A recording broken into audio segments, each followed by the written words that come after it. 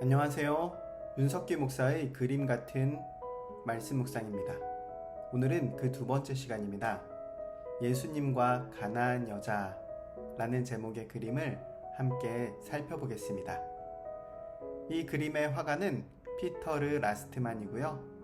이탈리아의 카라바조로부터 영향을 받았다고 합니다. 렘브란트의 스승이기도 하고요. 1617년에 그린 그림입니다. 네덜란드 국립미술관에 소장되어 있다고 합니다. 자, 그러면 함께 마태복음 15장 21절에서 28절을 읽어보시겠습니다. 제가 읽겠습니다. 예수께서 거기서 나가사 두로와 시돈 지방으로 들어가시니 가나안 여자 하나가 그 지경에서 나와서 소리질러 이르되 주 다윗의 자손이여 나를 불쌍히 여기소서 내 딸이 흉악하게 귀신 들렸나이다 하되 예수는 한 말씀도 대답하지 아니하시니 제자들이 와서 청하여 말하되 그 여자가 우리 뒤에서 소리를 지르오니 그를 보내소서. 예수께서 대답하여 이르시되 나는 이스라엘 집의 잃어버린 양 외에는 다른 데로 보내심을 받지 아니하였노라 하시니 여자가 와서 예수께 절하여 이르되 주여 저를 도우소서. 대답하여 이르시되 자녀의 떡을 취하여 개들에게 던짐이 마땅하지 아니하니라. 여자가 이르되 주여 올소이다마는 개들도 제 주인의 상에서 떨어지는 부스러기를 먹나이다 하니 이에 예수께서 대답하여 이르시되 여자여 내 믿음이 크도다 내 소원대로 되리라 하시니 그때로부터 그의 딸이 나으니라. 아멘. 이 그림은 예수님과 가나안 여자라는 제목의 그림입니다.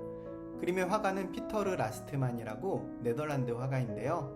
이탈리아의 바로크 화가 카라바조의 영향을 많이 받았고요. 또 렘브란트의 스승이기도 합니다.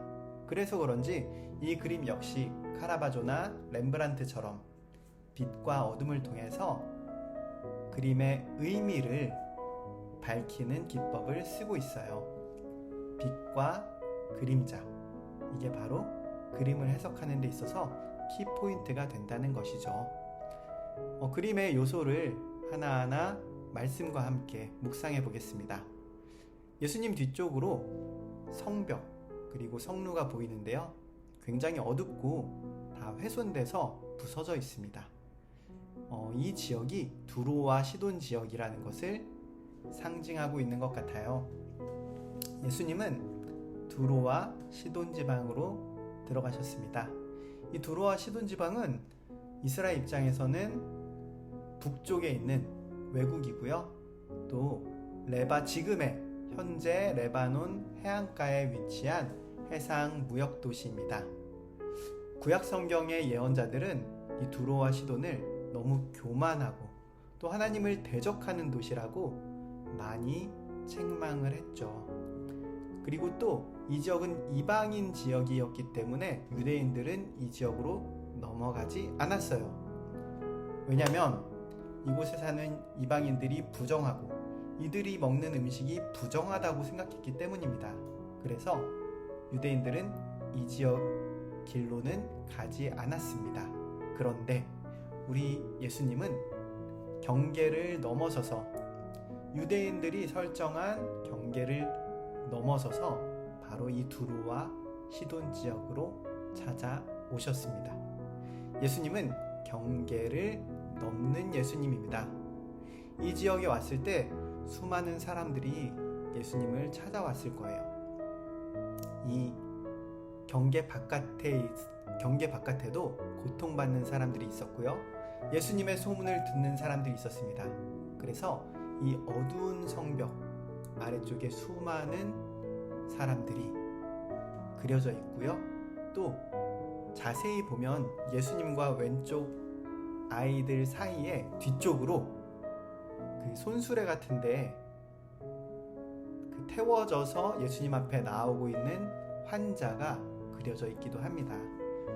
이방 지역에도 고통받는 수많은 사람들이 있었고 이들에게는 빛이 없었고 빛 대신 예수님의 소문을 듣고서 예수님께 나아오고 있었죠. 그 중에 한 대명사 같은 사람이 바로 가나안 여자인 것입니다. 화면에 그림의 중앙 오른쪽 아래에 무릎 꿇고 예수님께 간청하며 나오는 여인이 있었습니다. 주 다윗의 자손이여, 나를 불쌍히 여기소서. 내 딸이 흉악하게 귀신 들렸나이다. 소리를 지르면서 나와왔어요. 이 여인은 예수님께 다윗의 자손이여, 그리고 주님, 이렇게 호칭하고 있습니다. 이 여인은 예수님이 누군지 명확하게 인지하고 있었던 것이죠. 단지 치유해 주시는 분, 단지 잘되게 해주시는 분, 이게 아니라 하나님 나라의 왕으로 오신 분이다 라는 것을 다윗의 자손이여 라는 표현으로 하고 있는 것입니다. 다윗의 자손은 성경에서 에스겔 34장이나 미가 그리고 스가랴의 예언과 관련이 있는데요. 다윗의 자손은 사실 치유하는 목자로서도 표현되고 또 연결되고 있습니다. 그래서 이 여인이 다윗의 자손이라고 명확하게 얘기하는 것은 치유를 행하시는 목자, 자기 백성을 싸매주시는 목자이신 하나님이 이 땅에 오셔서 나의 왕이 되어주세요 라고 외치는 표현인 것입니다. 내 딸이 흉악하게 귀신 들렸습니다 라고 얘기하고 있는 것이죠. 예수님은 이 여인의 요청에 침묵하십니다. 예수님의 눈을 보면 여자를 바라보고 있지 않아요. 허공을 바라보는 것 같기도 하고 옆에 있는 제자를 바라보는 것 같습니다. 예수님은 제자를 바라보면서 얘기하고 계세요. 뭐라고 얘기하시냐면, 나는 이스라엘의 잃어버린 양 외에는 다른 데로 보내심을 받지 아니하였노라 라고 얘기하시는데요. 사실 이렇게 대답하시기 직전에 여자가 예수님께 요청하는데도 예수님이 침묵하고 계시자 제자가 답답했어요. 주님, 시끄럽습니다. 이 여자가 뒤에서 소리를 지르니까 저 여자를 보내주세요. 여자의 고통이 중요한 게 아니었어요. 여자가 와서 시끄럽게 하고 본인에게 작은 고통을 주었다는 것에 집중해서 고쳐주시든 쫓아보내주시든 관심은 없습니다. 빨리 보내주세요. 우리와 상관없는 사람이잖아요 라고 제자는 우리와 상관없는 사람이다 생각하고 있었죠. 하지만 예수님은 이 제자를 교육하기 위해서 침묵하고 있었던 거예요. 이 제자를 교육하기 위함이 아니었으면 아마 이 여자의 고통에 공감하셔서 빨리 도와주셨을 겁니다. 그런데 제자들도 깨닫기를 원했어요. 바로 내가 잃어버린 양을 찾기 위해서 여기까지 온 것이다 라는 것입니다. 예수님은 잃어버린 양을 찾는 목자시고 또 바로 그 잃어버린 양을 찾기 위해 이곳 경계를 넘어서 두로와 시돈 땅에 온 것이다. 이 여자가 잃어버린 양이다 이야기하고 있는 것이에요. 그런데 제자들은 이걸 알아들었을까요? 알아듣지 못했을 것입니다. 아마 이 개 같은 여자, 이 가나안 여자 바로 아래쪽에 개가 그려져 있잖아요. 이방인을 상징하는 개, 유대인의 혐오와 멸시의 표현인 개 같은 여자를 향해서 예수님이 개무시하는 것이다 라고만 생각했을 거예요. 예수님도 그걸 알고 이 교육을 좀 더 해야겠구나 생각했을 것 같아요. 가나안 여자가 다시 간청합니다. 주님, 저를 도와주세요. 이렇게 간청을 했죠. 그랬더니 이번에는 예수님께서 이렇게 답하십니다. 자녀의 떡을 취해서 개들한테 던지는 것이 마땅하지 아니하다 대답하셨어요. 예수님 왼쪽 아래에 보면은 어린이들이 빵을 먹고 있잖아요. 이것은 당시 유대인들이 나는 하나님의 자녀야 생각하면서 본인들을 생각했던 걸 이방인, 개로 표현되는 이방인과 대비해서 지금 예수님이 표현하시는 것입니다. 한마디로 유대인들의 빵을 취해서 이방인 개에게 주는 것이 마땅하지 않아. 구원의 은혜를, 치유의 은혜를 이방인에게 주는 건 마땅하지 않아 라고 명시적으로, 문자적으로 말씀하신 거예요. 그런데 사실은 우리 예수님은 직접 가나안 여인을 개라고 부르고 싶어서 이렇게 말씀하시는 게 아니에요. 시뮬레이션이라고 하죠. 예수님은 이 가나안 여인이 주님 저의 주인이 되어주세요 라고 얘기를 하니까 이렇게 대답하는 겁니다. 내 백성이 되면 개 같은 대접도 받게 될 거야. 차별도 받을 거야. 모욕감도 굴욕감도 느낄 거야. 사람들은 너에게 빵을 줄 수 없다. 구원의 은혜를 줄 수 없다. 이렇게 얘기를 할 거야. 이거를 직접 연기하듯이 보여주신 겁니다. 예수님의 마음은 어떨까요? 이렇게 얘기를 하면서도, 교육을 하면서도 이 여인이 상처받진 않았을까? 조마조마했을 것 같습니다. 한편으로는 그렇지만 속으로 기대하고 계셨을 것 같아요. 우리 예수님은 기대하는 예수님입니다. 선생님은 자질이 뛰어난 학생을 만나면 그 역량과 도전 정신을 확인해 보고 싶거든요. 이 여인은 처음에 예수님을 만났을 때부터 다윗의 자손이여 라는 표현을 쓰는데, 정작 유대인 자녀들은 예수님에게 다윗의 자녀여, 다윗의 자손이여 이런 표현을 쓰지 않습니다. 그런데 이 이방 땅에 있는 여자가 다윗의 자손이여 라는 표현을 쓰고 있는 것이죠. 심지어 예수님은 이 두로와 시돈에 오기 전에 바리새인과 서기관들이 사람을 보내서 예수님, 당신의 제자와 당신은 빵 먹을 때 손 안 씻고 먹지 않습니까? 이거 잘못한 거 아닙니까? 이런 말도 들어야 했어요. 그러니까 유대인 자녀들은 빵을 먹을 때 손을 씻고 먹어야 되는지 이런 걸 가지고 따지면서 예수님에게 시비를 거는데, 이 여인은 하나님이 보내신 메시아라는 걸 인정하면서 제발 저의 주인이 되어달라고, 개라는 소리를 들어도 상관없다고 얘기하시는 모습을 보니까 얼마나 좋으셨을까요? 예수님의 마음도 위로를 받으셨을 것 같아요. 예수님이 이 여인의 대답을 듣고서 이 여인은 이렇게 대답합니다. 그렇습니다. 예수님, 옳습니다. 모욕도 있겠죠. 어렵겠죠. 하지만 견디겠습니다. 이렇게 대답을 해요.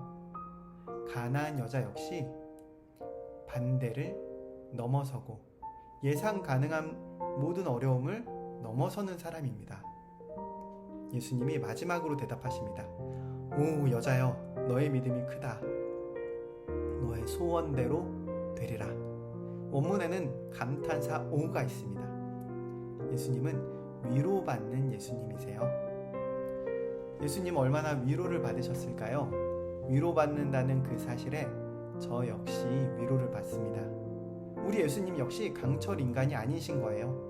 지치기도 하시고요. 상처받기도 하셨어요. 그런데 예수님은 자기를 신뢰하는 자녀들을 만나면 힘이 나실 것 같습니다. 자녀가 아버지, 어머니를 신뢰하면 위로가 되잖아요. 저와 여러분 각자 삶의 자리에서 예수님을 더욱 신뢰하시길 바랍니다. 그러면 예수님 역시 위로를 받으실 거예요. 결국 예수님은 여자에게 너의 소원대로 되리라 하셨어요. 여자의 소원은 뭐였을까요? 그저 빵 부스러기를 받아서 딸이 낳는 거, 그거뿐이었을까요?